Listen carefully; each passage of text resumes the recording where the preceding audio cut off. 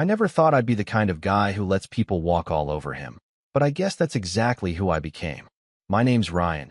I'm 34, and if you asked anyone in my family, they'd probably tell you I've always been the responsible one. The one who works hard, who always shows up, who fixes things quietly without making a scene.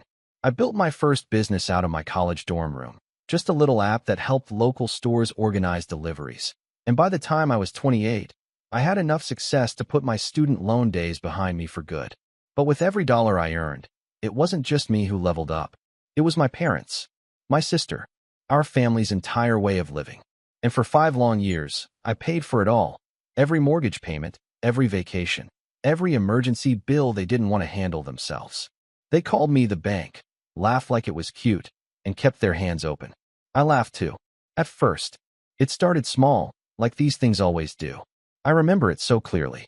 I had just turned 29 and bought a modest but modern place near the outskirts of the city. My parents came to visit a week later, and my dad casually mentioned the rising interest rates on their mortgage. "You know," he said, swirling his coffee like he was brainstorming some genius solution, "if we refinanced using some help from you, we could actually keep the house through retirement." He smiled like it was a fun idea. My mom nodded enthusiastically, like she already knew I'd say yes. I didn't answer right away. I was still calculating the numbers in my head, what it would mean, how it would fit into my budget. But my dad clapped me on the back and said, "It's just a bit of support. You're already doing so well." They made it sound like a favor, like this was a normal thing a good son does. And I guess I wanted to be good. I've always had this ridiculous need to prove myself to them, especially to my dad, who used to say things like, "Real men show up for their families, and money doesn't matter unless you're using it for something bigger than yourself." At the time, it felt like maybe this was my chance to finally be seen as the successful one, the stable one. So I agreed. The first payment felt empowering, like I had stepped into adulthood in the most grown-up way possible. I was helping. I was making things better. They called to thank me that night, said I was a blessing. But 3 months later, my sister called crying about tuition. She had decided last minute to switch universities, some expensive liberal arts school out of state, and the financial aid hadn't come through. My parents were stretched thin, and she'd have to delay a semester unless someone could step in. Guess who stepped in? I wired the money. No questions. No conditions. I just did it.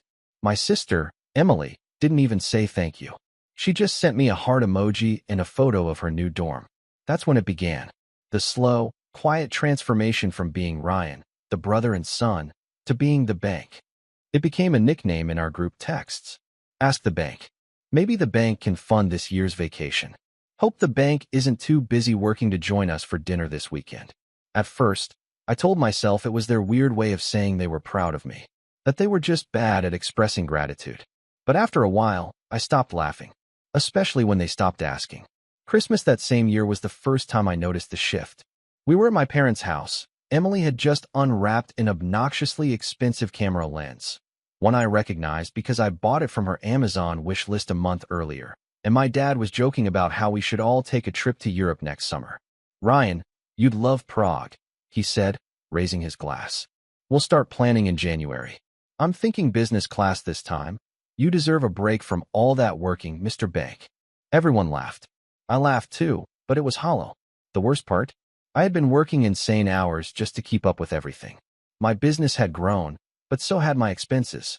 Every time I paid their mortgage, every time I covered Emily's rent or their surprise trip to the emergency vet, I felt like I was chipping away at something inside me. Like I was constantly overdrawing from an emotional account that never got refilled. And the more I gave, the less they saw me. Not just as a son or a brother, but as a person. It's funny. People always say success changes those around you. I used to think that meant jealousy or distance. But in my case, it was entitlement. It was watching my family slowly replace appreciation with expectation. They started texting me like I was customer support.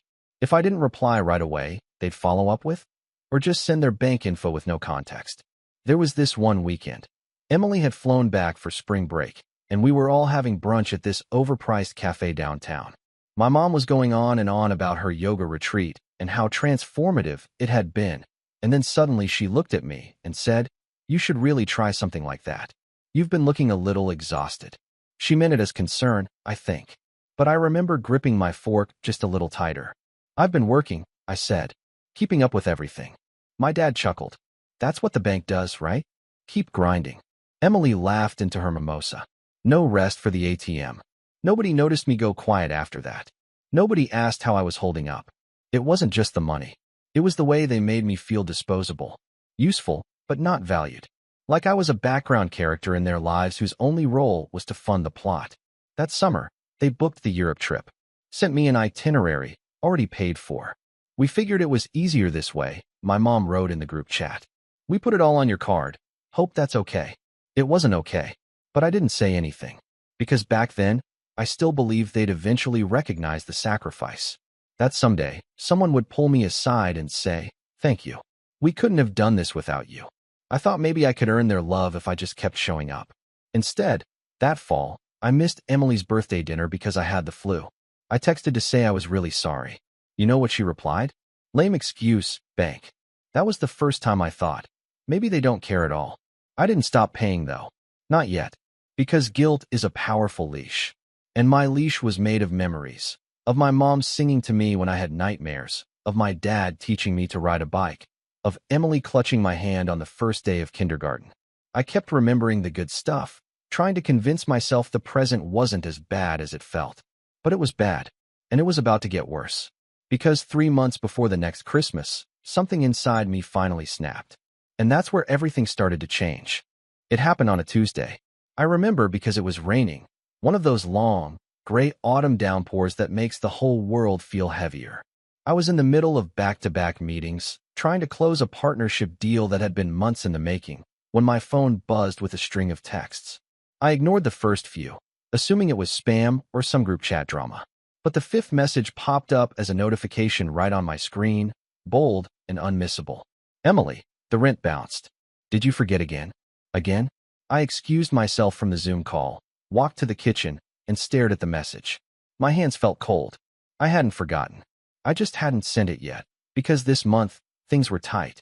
Not catastrophic, but lean enough that I needed to prioritize payroll for my employees. I figured I'd pay hers by Friday. Before I could type out a reply, another message came in. Emily, I'm already so stressed. Can you just handle this? It's literally the only thing I asked. No, please. No concern. Just demand. That moment cracked something open. I stared at my phone, thinking about all the months I'd covered her rent, tuition, food, textbooks, flights, Uber rides, everything. And the one time I was 3 days late, she acted like I had personally sabotaged her life. My mind spiraled, flipping back through years of similar moments. Like when she borrowed my car and returned it with a cracked bumper and a shrug. Or when she used my Netflix login and changed the password so her boyfriend could feel more secure. Or when she told our cousin at a family barbecue, loud enough for me to hear, Ryan's rich, but has no clue how to enjoy life. And now she was lecturing me, like I was her employee who forgot to submit a report. Still, I typed out a short reply. Me. I'll send it Friday. Dealing with payroll. She read it right away, but didn't respond. I waited. 1 hour. 2. Nothing. Until later that night, when I got a call from my mom. Sweetheart, she said, tone already dripping with disappointment. Emily told me you didn't cover her rent this month? I sighed. I'm going to. I just need a few days. Business is. She cut me off. Ryan, you know how much stress she's been under. The last thing she needs is to worry about being evicted. She's not going to be evicted, Mom. It's literally 3 days. She said it already bounced once. I pinched the bridge of my nose. Yeah, and it'll clear Friday. Can we not treat me like an ATM? There was a pause. Then she exhaled sharply, like I'd hurt her. No one's treating you like anything. But you have responsibilities. My laugh came out bitter. To who? To Emily? To her rent. To your family, she said firmly. We're all in this together, Ryan. You've always understood that. I didn't reply. There was nothing left to say. The call ended with her passive-aggressively reminding me that real families support each other, and that money shouldn't be a source of tension if your heart's in the right place. I couldn't sleep that night. I kept replaying her voice in my head. The guilt, the pressure, the twisting of my intentions into some moral failing. And slowly, it hit me. They genuinely believed I owed them. Not just money, But my silence, my compliance, my willingness to stretch myself thinner and thinner while they feasted. The next few weeks were rough. Every time I tried to set a boundary, I was met with sarcasm or guilt trips. When I didn't respond to Emily's texts fast enough, she'd message our mom, who'd then call me to check in and subtly push me to respond. One night, I got a Venmo request from my dad for $1,300. No explanation, no context, just the memo, roof repair. Thanks, bank. I didn't send it. A week later, I got a group text from all three of them. Mom, hey, so I noticed the payment still hasn't gone through for the roof. Was it a mistake? Emily, he's probably just busy working. Dad, let us know if there's a problem. We're kind of counting on that. I didn't reply, not out of pettiness, but because I didn't know what to say anymore. I had spent so long keeping the peace that I had no idea how to introduce conflict. Saying no felt like a foreign language, but my silence spoke louder than I expected. 2 days later, my mom showed up. At my house. She didn't call first. She didn't even knock right away. I just found her standing outside my front door, arms crossed, eyes scanning my car like she was inspecting it for damage. I opened the door and blinked at her. What are you doing here? I needed to see you, she said, brushing past me into the hallway. I wanted to talk face to face, since texts clearly aren't working. I stood still. Mom, I'm working. You can't just show up like this. You're always working, she snapped, spinning around to face me. That's the problem. You've buried yourself in this isolated world of numbers and businesses and bank accounts, and you've forgotten what it means to be part of a family. I stared at her, stunned. You think I forgot? I've paid for everything. For 5 years. You guys haven't paid a mortgage payment since 2018. Emily hasn't held a job in 3 years. Every vacation we've taken, every dinner, every flight, I covered all of it. Her face hardened. Because you can. Because you chose this life. You made more than the rest of us. And with that comes responsibility. To take care of all of you? I asked, my voice rising. Is that how you see me? As your employee? She flinched, just a little. No. As your mother. As someone who's done everything for you. You wouldn't be where you are if we hadn't sacrificed for you. That's when something inside me broke. I am where I am because I worked for it, I said quietly. Because I gave up sleep, weekends, relationships. Because I built something from nothing while you kept calling me names and laughing behind my back. Her voice dropped, cold now. You're being selfish. I didn't answer. I walked past her, opened the front door, and gestured.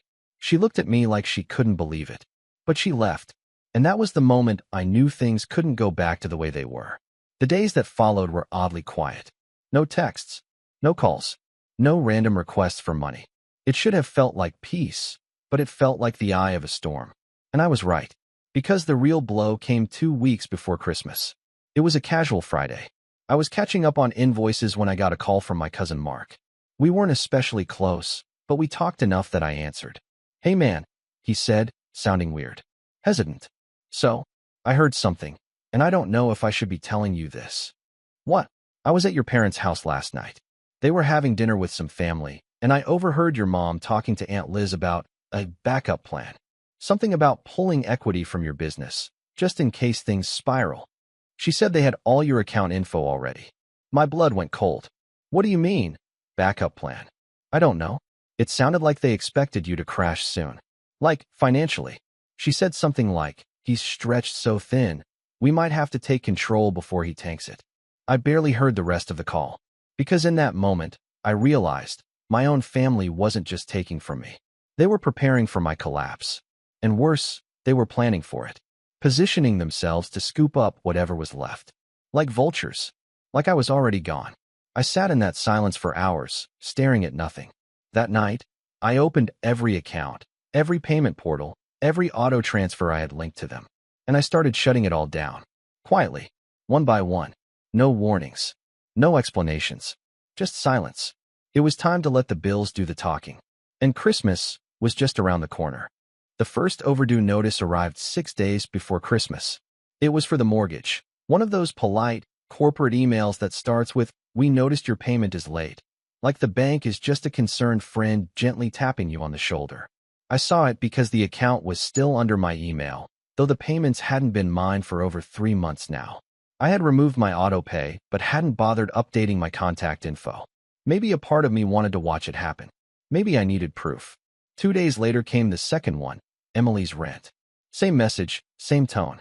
A little more urgent this time. By the third notice, this one for a family phone plan I hadn't realized I was still covering, I started getting calls.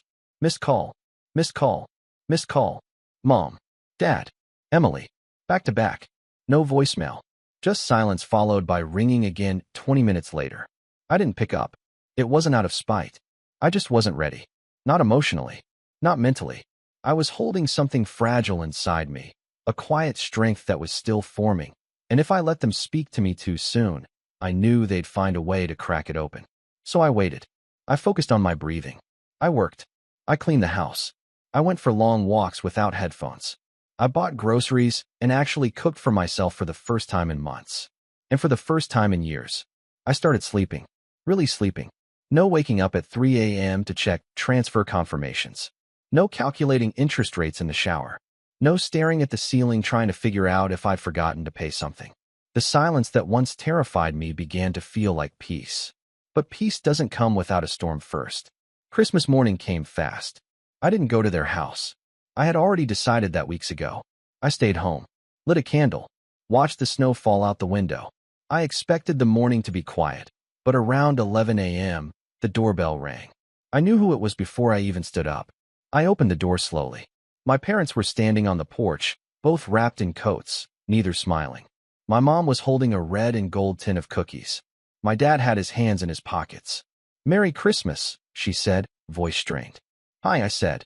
I didn't invite them in. There was a long pause before my dad cleared his throat. "We need to talk." I figured. They stepped in without being asked, brushing past me like old habits die hard. My mom set the tin on the kitchen counter like it was a peace offering. I stayed near the door. 3 months, she said finally. "You stopped everything 3 months ago?" I nodded once. "Without telling us." My dad's voice was sharper than I'd ever heard it. "Would it have mattered if I did?" I asked. "Would you have taken it well?" They didn't answer. I could see the fury behind my dad's eyes, the panic behind my mom's. It was all catching up now. Missed payments, frozen accounts, canceled cards. And Christmas morning, no less. I wondered how many presents under their tree were bought with money they assumed I'd be transferring.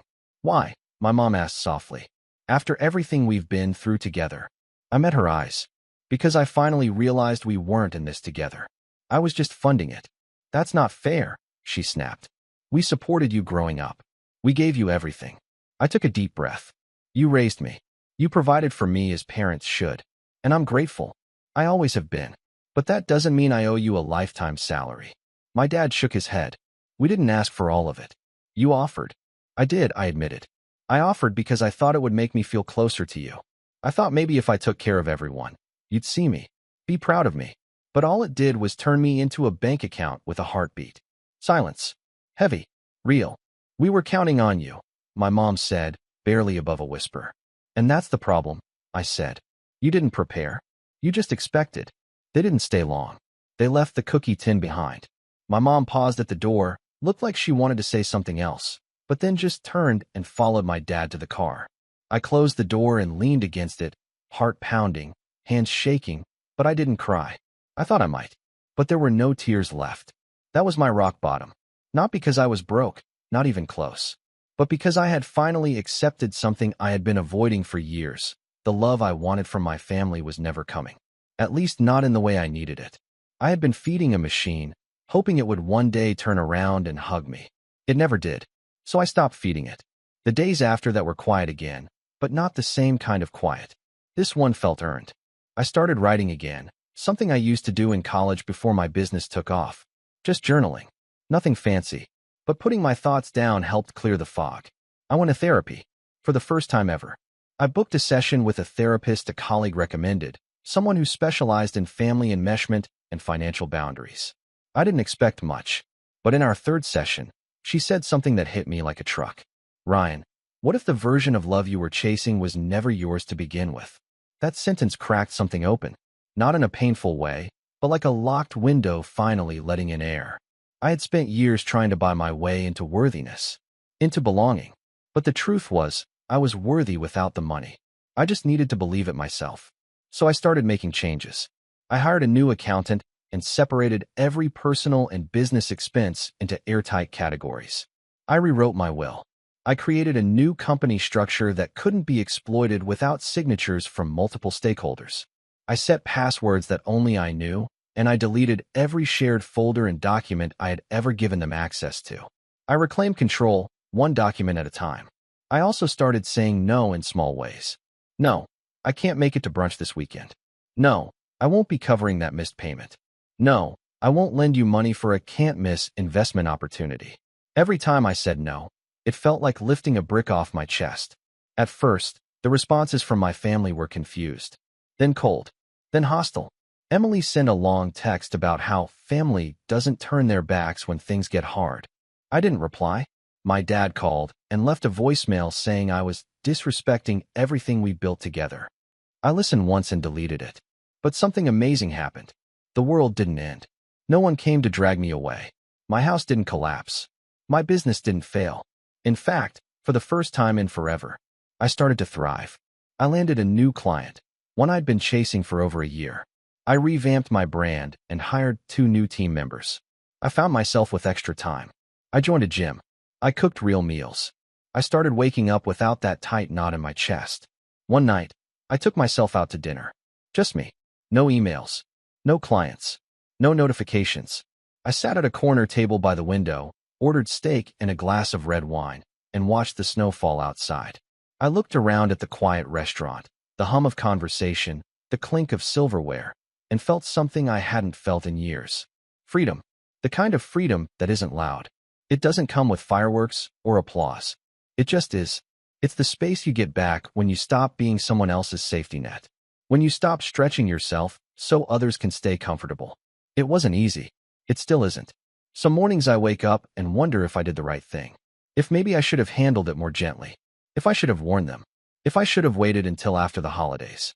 But then I remember all the Christmas mornings I spent wrapping gifts I paid for, pretending to laugh at jokes made at my expense, nodding while they made plans with my money like it belonged to them.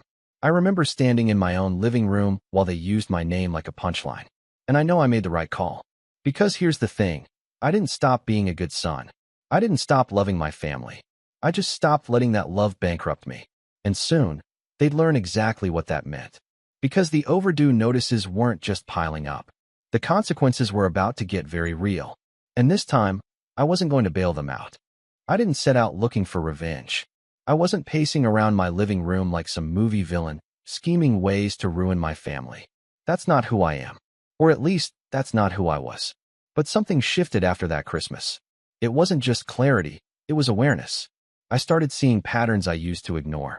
Conversations I once chalked up to stress or family dysfunction now read like carefully rehearsed manipulation. And once you see it, you can't unsee it. A week after the holiday confrontation, I got a message from my uncle, my mom's older brother, Glenn. We weren't close.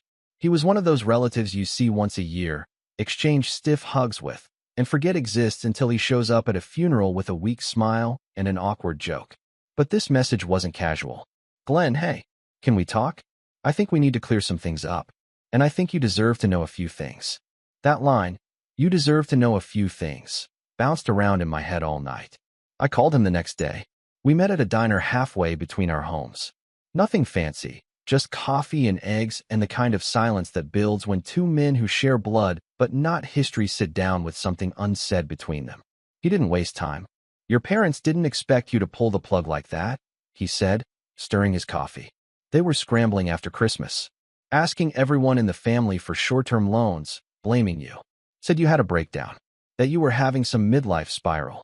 I didn't flinch. Not surprised. But what is surprising, he continued, is how long they've been preparing for this. You know your dad almost co-signed a business loan using your company's name. My jaw tightened. What? Yeah. Back in September. He told the bank you were on board. They called to verify something, and I overheard the conversation when I was visiting. Thought it sounded sketchy. Didn't realize they were using your name to prop up their credit. I stared at my plate. My appetite vanished. Glenn leaned forward.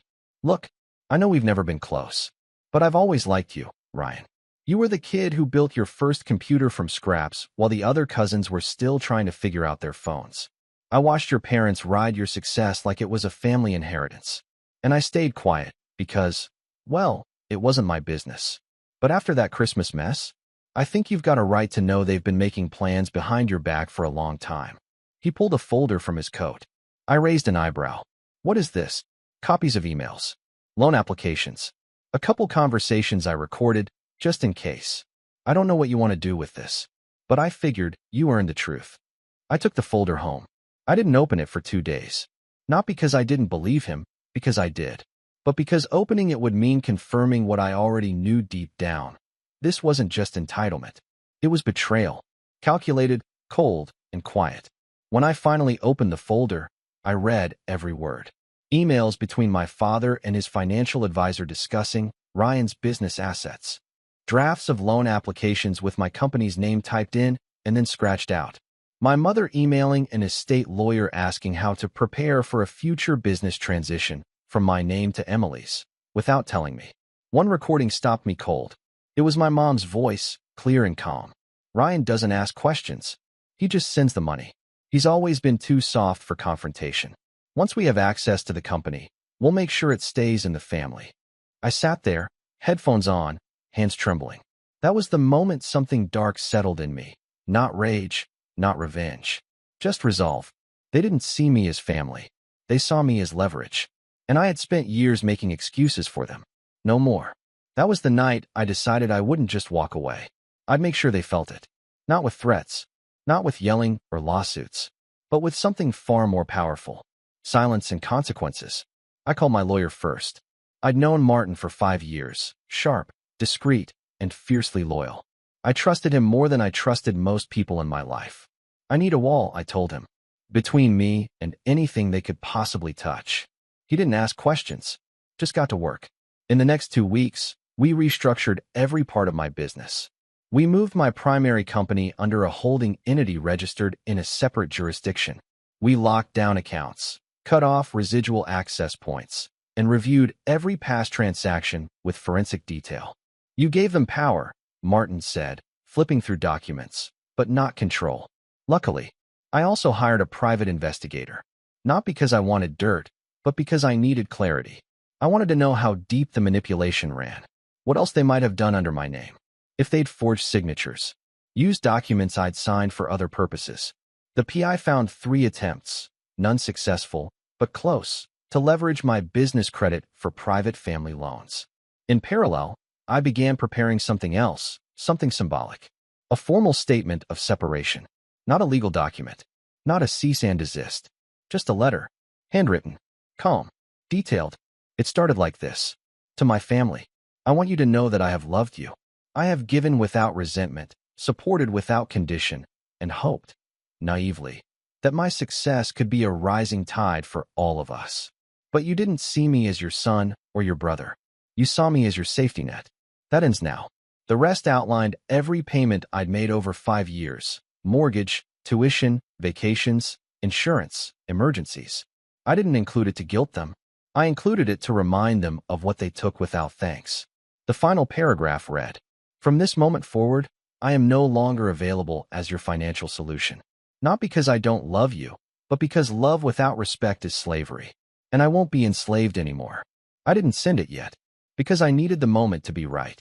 Meanwhile, I started rebuilding my own life. Not the financial side, that was fine, but me. I joined a small group of entrepreneurs who met monthly to talk about boundaries, burnout, and emotional labor. Most of them had their own war stories, siblings who leached off their businesses, parents who demanded ownership, partners who drained them dry. Being in that room made me feel less alone. For the first time, I was surrounded by people who got it. I also started reconnecting with old friends. People I'd ghosted during the years I was working 80-hour weeks and managing 3 people's bills on top of my own. I apologized, explained. Most were kind. A few were surprised I hadn't spoken up sooner. One night, I invited an old college buddy, Marcus, over for dinner. We talked late into the night.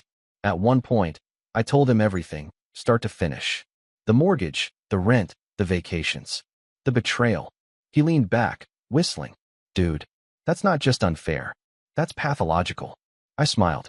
"Tell me something I don't know. You ever think about telling your story publicly?" he asked. "Not like airing dirty laundry, but actually helping people in your situation." The idea stuck with me. I didn't want to be the guy who ranted about his toxic family online, but I did want to do something with the pain.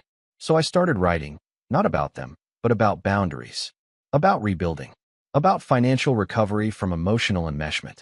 I posted on business forums, Medium, LinkedIn, no names, no specifics, just lessons. And people responded.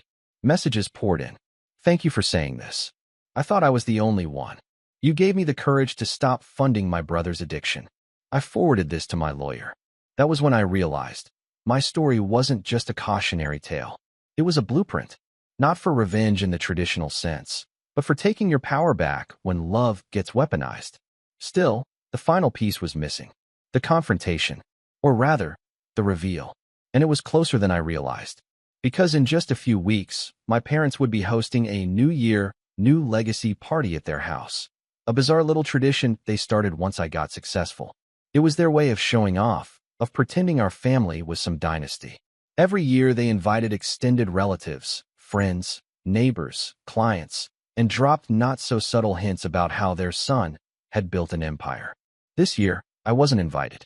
Not officially, but I saw the invitation through a cousin's Instagram story. They were throwing it anyway, and calling it a celebration of family success. That was my moment. Not to crash it, not to make a scene, but to deliver the truth. Quietly, unforgettably. And when that night arrived, I had a little surprise planned, one they would never see coming. Because the bank wasn't closed. It had been liquidated. The night of the New Year, New Legacy party arrived with all the pomp and pretense I had come to expect. My parents' house glowed like a showroom. Strings of warm lights wrapped around the pillars, a valet service stationed at the driveway, and a large white tent pitched over the backyard, sheltering rows of catered tables and a portable stage. It looked like a wedding reception for someone important, someone rich. And in a way, that's what it was, a celebration of the illusion my family had spent the last 5 years crafting, an illusion funded almost entirely by me. But that illusion was about to shatter. I didn't show up at the front door. I didn't walk into the party with dramatic music playing behind me. That would have been easy, theatrical, and, frankly, beneath the point I wanted to make. Instead, I stayed home, wearing sweatpants, sipping coffee, watching the clock. Because the real show didn't need me in the spotlight. I had already set everything in motion. The first wave hit around 7:42 p.m., just as the party hit full swing. That was when the caterer packed up and left. Not early. Not because of a scheduling mix-up. Because they were never paid. You see, my parents had used a local catering company they'd hired through me years ago for a corporate event. A company that trusted them, because I'd vouched for them in the past. But this time, I called ahead. Quietly. Privately. I explained everything. The history. The abuse. The assumption that I'd cover it. And then I covered the deposit myself, with one condition. If the balance wasn't paid in full by 7:30 p.m., they were to pack up and leave. No questions. No exceptions. And that's exactly what they did. Just as my dad was standing at the microphone thanking everyone for coming, praising the food. I wish I could have seen his face when the servers began dismantling the buffet line behind him. The second wave came 5 minutes later. My cousin Michelle, one of the few people in the family I trusted, walked up to the mic. She had a flash drive in her pocket and a nervous smile on her face. Earlier that week, I'd asked her to play a short video for me. I told her it was a message. One the whole family needed to hear. I didn't give her all the details, but she knew enough to agree. As soon as the sound system reconnected after my dad's awkward attempt to rally the guests, the screen behind the stage flickered on. A simple white background. My handwriting scrawled in black ink. To my family, you call me the bank. But you forgot one thing. Banks keep receipts. The video rolled. 3 minutes. That's all. 3 minutes of quiet, controlled truth. Photos of vacations. Credit card statements with names blurred, but balances clear. Mortgage payments. Tuition transfers. Birthday flights. Holiday rentals. All matched with dates and events that everyone in the room would remember. Then came the final slide. For 5 years I paid. Without complaint. Without recognition. And without a single thank you. A pause. Then another line. Tonight, I want to return the favor, with transparency. Next came a timeline. 3 audio clips. One of my mother laughing and calling me too soft to ever cut them off. One of my dad saying, he doesn't read the paperwork. We just need him to sign. And one final quote from Emily, recorded at a brunch I hadn't attended. He's not family. He's our funding source. The crowd fell silent. Then one more slide appeared. A calm, final message. Going forward, my relationship with each of you will be based on mutual respect, not financial obligation. If you can't separate the two, then this is goodbye. Ryan. The video ended. There was no music, no applause, just silence. The third wave hit at 8:15 p.m. That was when my attorney's courier arrived. He handed my father a padded envelope. Inside was the letter I had written weeks ago, the formal statement of separation. Not just emotional, but financial. It included documentation of every payment made under my name, termination of power of attorney. Yes, I had discovered my parents had forged one. A notice revoking all co-signatures and family trust access. A clause forbidding them from using my business name in any way, shape, or form. It wasn't a lawsuit. It was a declaration. An unshakable boundary backed by legal force. They could fight it if they wanted, but they'd lose. And it would get public. Fast. The final blow wasn't legal, though. It was social. Because in that crowd, those friends, neighbors, distant relatives sipping champagne, were people who had always whispered about how lucky my family was, how blessed they were to have such a generous son. Now they saw the truth. The whispers changed. I know, because the next morning, my inbox was flooded with quiet apologies. From aunts, from uncles, even from my dad's old colleague, who simply wrote, "Didn't realize what you were carrying." Respect. I didn't respond to most. I didn't need to. The truth had spoken louder than I ever could. In the weeks that followed, my parents tried to recover. They posted photos pretending the party had gone off without a hitch. Emily wrote a long Instagram caption about fake family and setting your own boundaries, completely unaware of the irony. But behind the scenes, the cracks widened. Their mortgage, now fully theirs again, became a strain they weren't prepared to handle. Emily's tuition, she missed the next semester. The phone plan was cut off. The private credit card? Closed. They reached out, of course. Emails, voicemails, a handwritten letter from my mom quoting Bible verses about forgiveness and reminding me of the times I held you as a baby. I didn't reply because I wasn't angry anymore. I was free. Freedom doesn't come with a grand finale. It comes with peace. It comes with slow mornings and clean inboxes. With cooking dinner for yourself without guilt. With going to bed knowing every cent you earned is building your life, not someone else's fantasy. I still think about them sometimes. Not with hate, but with clarity. They were who they were. And I finally became who I needed to be. Not a son chained by guilt. Not a brother trapped by duty.